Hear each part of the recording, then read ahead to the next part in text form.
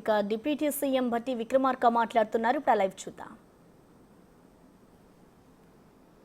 Pollution నుంచి ఈ సమాజాన్ని కాపాడటం కోసం ప్రపంచవ్యాప్తంగా కూడా పర్యావరణవేత్తలు కానీ లేకపోతే సామాజిక స్పృహ ఉన్నటువంటి పాలకులు అందరూ కూడా పెద్ద ఎత్తున ఆలోచన చేస్తూ ఈ రెన్యూవబుల్ ఎనర్జీలోకి పెద్ద ఎత్తున తీసుకువెళ్ళాలని చెప్పి దేశాలు ముందుకు పోతూ ఉన్నాయి. దాంట్లో భాగంగా భారతదేశంలో కూడా మన పాలకులు ఉన్నటువంటి డిమాండ్ని దృష్టిలో పెట్టుకుని భవిష్యత్తులో రెన్యూవబుల్ ఎనర్జీ పైన దృష్టి సారించి ముందుకు తీసుకొని పోవాల ఆలోచనతో చాలా సదస్సులు జరుగుతూ ఉన్నాయి. మనకు కూడా తెలంగాణ రాష్ట్రానికి కూడా ఇప్పుడున్నటువంటి డిమాండ్ 15,623 మెగావాట్ల డిమాండ్ నుంచి భవిష్యత్తులో 2029-30 కల్లా 24,215 మెగావాట్ల డిమాండ్కి ఈ రాష్ట్రం అవసరం పడేటువంటి పరిస్థితులు ఉన్నాయి. అట్లాగే ఇంకా 2035 వరకు వెళ్ళే వరకు 31,809 మెగావాట్ల అవసరం ఈ రాష్ట్రంలో విద్యుత్ అవసరం ఉంటుందని లెక్కలు స్పష్టంగా చెప్తా ఉన్నాయి. సో పెరుగుతున్నటువంటి డిమాండ్, ఉన్నటువంటి కాలుష్యం, వీటన్నిటిని కూడా దృష్టిలో పెట్టుకొని ఈ డిమాండ్ని అనుగుణంగా మన రాష్ట్రంలో కూడా దాదాపు 20,000 మెగావాట్ల రెన్యూవబుల్ ఎనర్జీని, క్లీన్ అండ్ గ్రీన్ ఎనర్జీని మన రాష్ట్రంలో తయారు చేసుకోవాలి, ఉత్పత్తి చేసేటువంటి పరిస్థితుల్లో ఇక్కడ వాతావరణాన్ని తీసుకొని రావాలనేటువంటి ఆలోచనతోనే ఒక న్యూ ఎనర్జీ పాలసీతో తెలంగాణ రాష్ట్ర ప్రభుత్వం రాబోతూ ఉంది. దీనిపైన మేము చాలా స్టడీ చేశాం.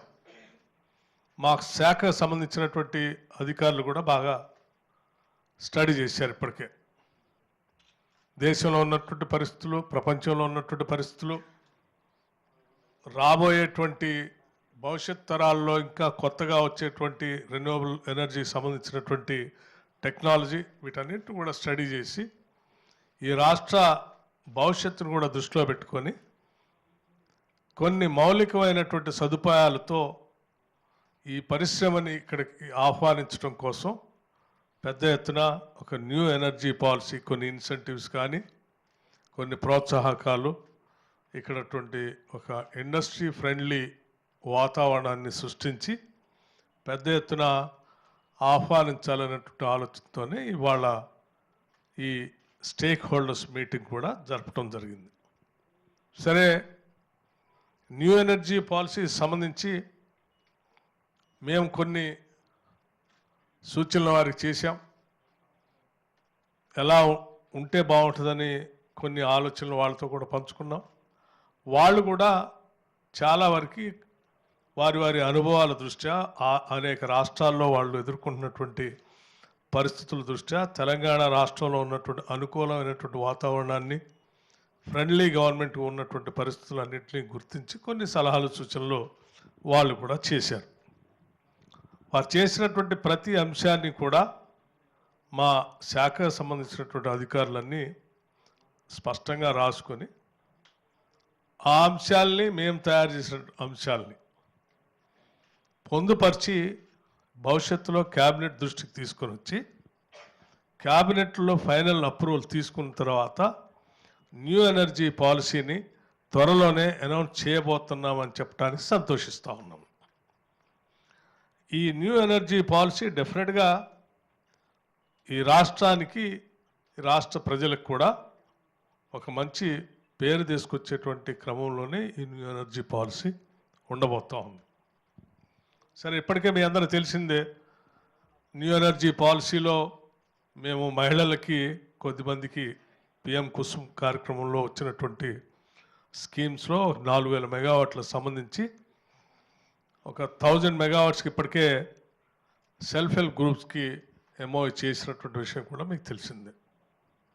అట్లాగే కొన్ని గ్రామాలని పైలట్ ప్రాజెక్టులుగా తీసుకొని పూర్తిగా వ్యవసాయానికి సంబంధించిన పంప్ సెట్లు కానీ గ్రామానికి సంబంధించినటువంటి అన్ని ఇళ్లపైన సోలార్ సంబంధించి రూఫ్ టాప్ సోలార్లకి చేయాలని ఒక పైలట్ ప్రాజెక్ట్స్గా కొన్ని టేకప్ చేస్తున్న సంగతి కూడా మీకు తెలిసిందే.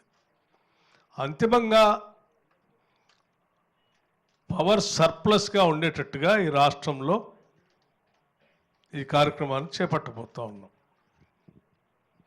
భవిష్యత్తులో వచ్చేటువంటి డిమాండ్ కూడా దృష్టిలో పెట్టుకొని దాని సరిపోయేంత పవరే కాకుండా ఇంకా అవసరం అయితే బయట రాష్ట్రాలకు కూడా ఈ రాష్ట్రం పవర్ని అమ్ముకునే అంటే అమ్మి కొంత లాభాలు గడించే స్థాయికి కూడా ఆ దిశలో కూడా ఈ రాష్ట్రాన్ని తీసుకొని పోవాలనే ఆలోచనతోనే ఓ మంచి పాలసీ తీసుకొని వస్తూ ఉన్నాం. తప్పనిసరిగా మేము ఆశించిన మేరకు ఇవన్నీ జరిగితే రాష్ట్రం ఓ మంచి పవర్ సర్ప్లస్ స్టేట్గా ఉండబోతుందని చెప్పడానికి కూడా నాకు ఎటువంటి సందేహం లేదు. సరే, మనకు కూడా ఇప్పుడు సహజంగా ఉన్నటువంటి ఉన్న పరిస్థితుల్లోనే పెరుగుతున్నటువంటి డిమాండే కాకుండా రాష్ట్ర ప్రభుత్వం ఈరోజు మనం తీసుకుంటున్నటువంటి కొత్త నిర్ణయాల వల్ల కూడా పవర్ కన్జంప్షన్ డిమాండ్ కూడా పెరుగుతూ ఉంది. ఉదాహరణకి ఫ్యూచర్ సిటీ కానీ లేకపోతే ఫార్మా సిటీ కానీ ఎన్హాన్స్డ్ ఉన్నటువంటి మిగతా కనెక్టివిటీ మెట్రో రైలుకి సంబంధించినటువంటి యాక్టివిటీ కానీ లేకపోతే రకరకాలుగా RRR తీసుకొచ్చేటువంటి కార్యక్రమంలో ఇండస్ట్రియల్ క్లస్టర్స్ కానీ వీటన్నిటి వలన కూడా భవిష్యత్తులో ఇంకా పవర్ కన్జంప్షన్ కూడా పెరిగేటువంటి అవకాశం ఉంది. వాటన్నిటిని కూడా దృష్టిలో పెట్టుకొని దానికి సరిపోయేంత పవర్ తీసుకొని రావాలని ఆలోచన చేస్తూ ఉన్నాం.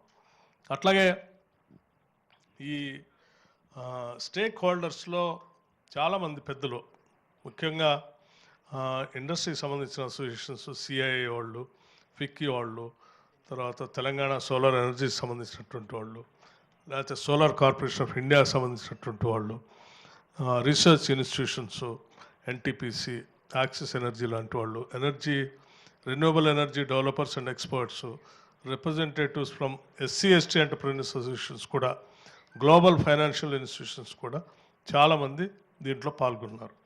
వారందరి అభిప్రాయాలు కూడా మేము తీసుకొచ్చినటువంటి అంశాలను ఏకీభవిస్తూనే ఇంకా కొన్ని సలహాలు సూచనలు చేశారు.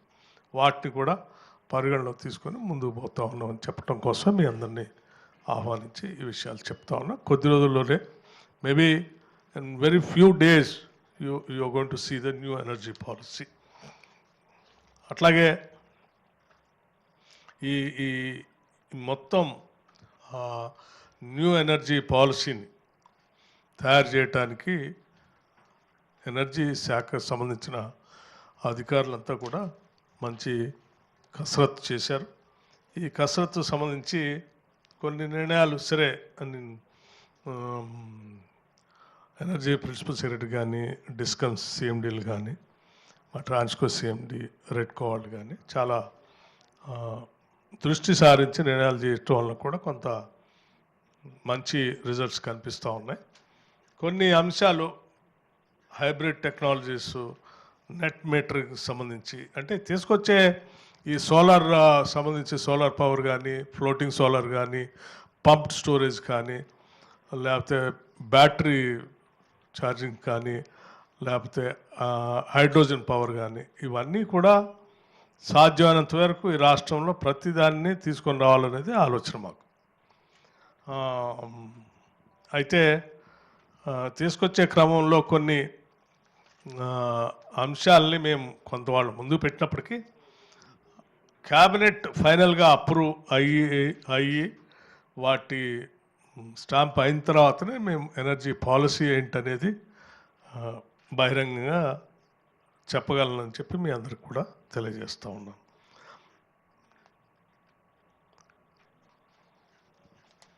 అట్లాగే మా సింగరేణికి సంబంధించి కూడా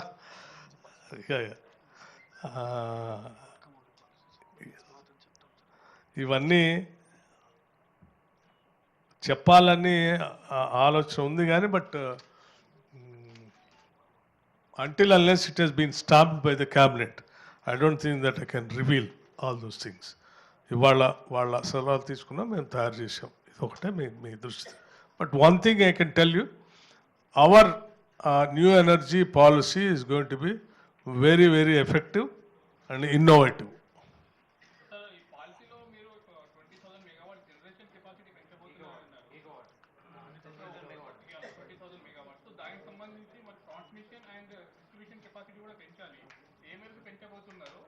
దానికి ఎంత గవర్నమెంట్ సెక్టార్లోనే పెంచాల్సి ఉంటుంది. జనరేషన్ అయితే ప్రైవేట్లో పెంచుకోవచ్చు మీరు. గవర్నమెంట్ ఎంత ఇన్వెస్ట్మెంట్ చేయబోతుంది distribution and transmission? Yeah. See, when we are going to produce power, obviously we will be planning even for the transmission also. Obviously we will be planning even for the transmission also. And what is the amount is required, that depends upon day-to-day exercise and timely decisions we will be taking it. Money is not at all a constraint for us. So we are seriously planning even for the transmission also. As of now, the power it depends. Sometimes, whenever the demand is very peak, particularly in summer areas, those times people are buying from the department is buying from the exchange from minutes, sometimes only for few hours, few minutes also. That will not totally, no. 20,000 megawatts మీరు renewable energy additional capacity production capacity power mix అనేది ఇప్పుడు మీకు almost 10,000 of 10 years of Telangana history ఇస్తే only 4,000 megawatts of thermal capacity included addition. So 20,000 megawatts మీ renewable ఎనర్జీకి వెళ్తే mix థర్మల్కి ఏం ప్లాన్ లేదా? థర్మల్కి ఎంత ప్లాన్? థర్మల్ కూడా ప్లాన్ ఉంది. ప్లాన్ ఉన్న వాటిలో కొన్ని మేము ఆల్రెడీ రామగుండం సంబంధించి ఒకటే థర్మల్ పవర్ ప్లాంట్ చెప్పేశాను ఇంతకుముందు గతంలో. Today the stake holders meeting is exclusive only for the renewable energy కాబట్టి I am trying to give that information. Even thermal also there are some plans, of course, yes.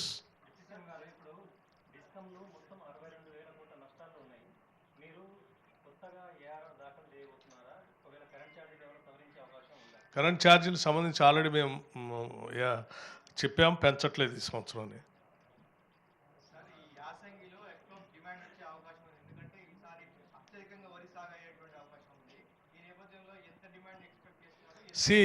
ఈ demand ఎంత ఉన్నా కానీ దాన్ని సరిపోయేంత పవర్ సప్లై చేయడానికి రాష్ట్ర ప్రభుత్వం గేరపై ఉంది. Not at all an issue.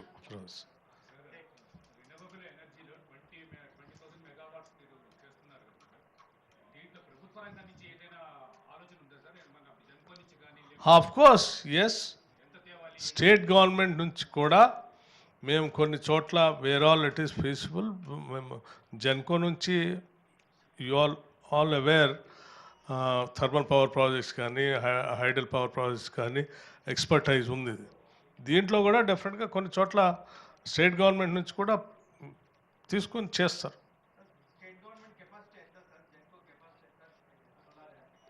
As of now దేంట్లో అది ఇప్పుడే చెప్పలేం కదా. That's what I'm saying. ఇప్పుడే చెప్పలేం కదా. ఇక్కడ ఒకటే కాదు, ఇంకో విషయం కూడా నేను చెప్పదలుచుకున్నాను.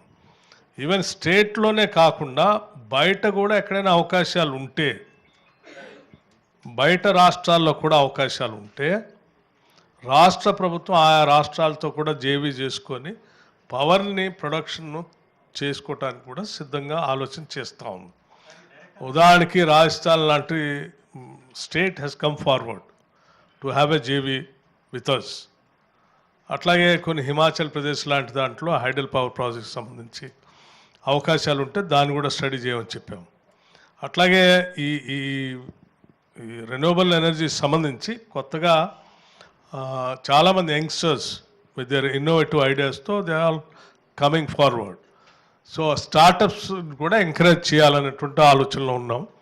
కొద్ది రోజుల్లో దాని మీద కూడా పాలసీ డెసిషన్ తీసుకొని స్టార్టప్స్ సంబంధించి కొంత అమౌంట్ కూడా వాళ్ళు పెట్టేసి ఎంకరేజ్ చేయాలని అనుకుంటున్నాం. Sir, it required lot of land to set up big solar plant. Of course, yes. Is it viable for Telangana? Because land prices are very high in Telangana. Is viable అంటే ఎక్కడైతే lands ఆ తక్కువ ధరలో దొరికితే అక్కడ చేసుకుంటే viability ఉంటుంది. ఈ బంజారాల్స్ హైదరాబాద్ చుట్టూ అంటే అది వైబిలిటీ కాదు. Did you find any locations, sir? అమ్మా Did you find any locations? that they will study it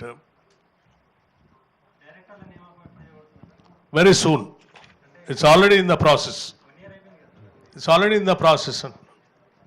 Singareni government organisation, Genco ప్యాలో గవర్నమెంట్ ఆర్గనైజేషన్. సింగరేణి ఉన్న రెన్యూబుల్లో 5600 మెగావాట్స్ ప్లాన్ చెప్తున్నారు, స్టోరేజ్ చెప్తున్నారు, అవి చెప్తున్నారు. మరి జెన్కో ఎందుకు 10 years నుంచి రెన్యూబుల్లో కనీసం 1% కూడా గ్రోత్ లేదు? 10 years మీ అందరికి తెలిసిందే. గత ప్రభుత్వ హయాంలో 10 సంవత్సరాల్లో there is no energy policy at all. వాళ్ళు ఏం చేయలేకపోయారు కాబట్టి ఈ పరిస్థితి ఉంది. సో దాన్నే ఇంకా చూసుకుంటూ మేము ఉండలేము కదా. We have to plan for the state and we're going head. Thank you అమ్మా, బాయ్.